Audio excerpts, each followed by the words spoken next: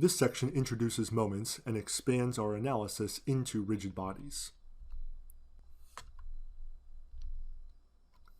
At the end of this section, you'll be able to calculate the moment in 2 dimensions using scalar techniques, calculate the moment about a point in 3 dimensions using a vector technique, where we're going to be utilizing the cross product and determinants. We're going to be able to find the moment about an axis when we're in 3 dimensions, again using a vector technique. And we're going to be able to simplify pairs of forces into couples or moment couples in both 2 dimensions and 3 dimensions. We'll begin with, how do we get a moment in our system, and what is a moment? So commonly, we're going to have moments that are caused by forces in our system. So up until this point, we saw that all the systems we looked at were particles, which means that all the forces that acted on them acted through the same point concurrently. And what we had to be concerned with is the net forces we had in our system adding to 0 to be in static equilibrium to make sure that no translation, no linear accelerations would occur. Now we're going to expand the type of systems we're going to look at, where we're going to allow forces to act on our system that are not concurrent. So not only will we have to worry about the linear accelerations summing to 0 when we're in static equilibrium, but we're going to see that there's the potential for angular accelerations as well, due to these non-concurrent forces. So the systems where all forces acting on them were concurrent were called particles before. Now we're going to expand what we look at to what we call rigid bodies, which are objects that can undergo linear accelerations and angular accelerations potentially. However, we're going to limit the scope of the types of bodies we look at to these rigid bodies, which are going to remain non-deformable, meaning that even under loading, when there's forces applied, when there's moments applied, their shape is not going to change. This is in contrast to what we're going to see in the follow-up course, Strength and Materials, where in that we will allow for the deformation of our objects.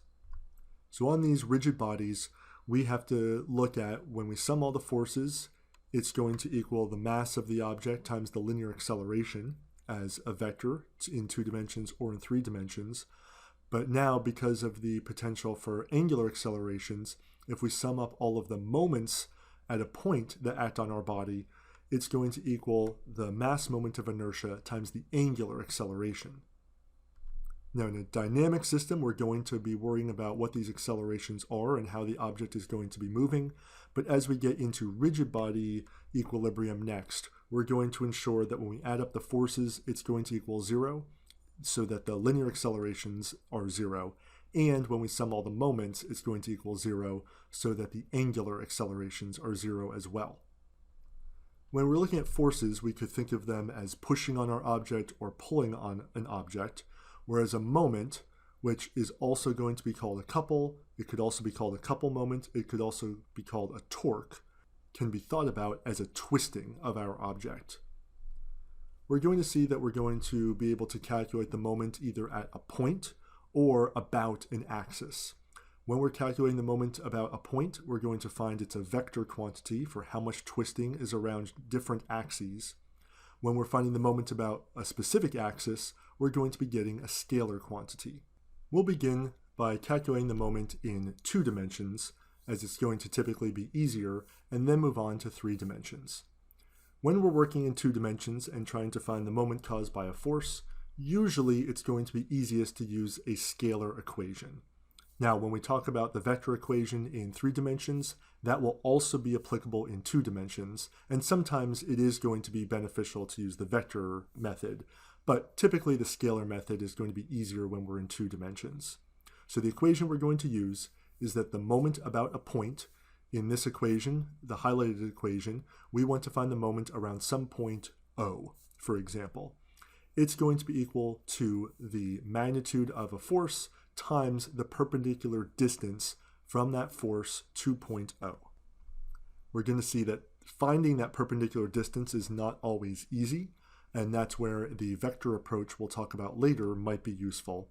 But oftentimes finding the perpendicular distance between the force and the point we want the moment about is going to be pretty easy to find. Now, when we're working with this scalar method, we have to worry about, is the moment going to be positive or negative? we're going to define a positive moment as a moment that is acting counterclockwise around point O. So if the force would cause the object to spin counterclockwise around this point O, it is going to be a positive moment. If this force would cause our object to spin clockwise around point O, we're going to consider that a negative moment. So we're going to have to manually assign positive or negative when we're working with this scalar method. With the vector method, the positive and negative is going to come out automatically, and we don't need to think about that. Now, more on this distance, this d perpendicular that we have to use, is the distance from that point O that is perpendicular to the force vector that we are considering, or the moment caused by that particular force is what we're going to use to get this distance d. Sometimes we're going to find that it's useful if our force is not along just one coordinate axis, not just x, not just y, if we first break it up into its I and j components and see individually how much of a moment contribution each of those components makes around this point O. And it's possible that one component could cause a positive moment and the other component could cause a negative moment.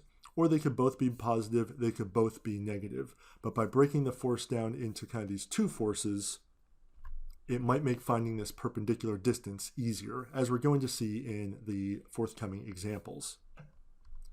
So when we're considering where is a force actually acting, the force can be moved along its entire line of action, meaning that the force is transmissible. So we can slide it forward or backward along that same axis, and as far as the moment is concerned, it's going to contribute exactly the same whether we move it back or forward along that line of action.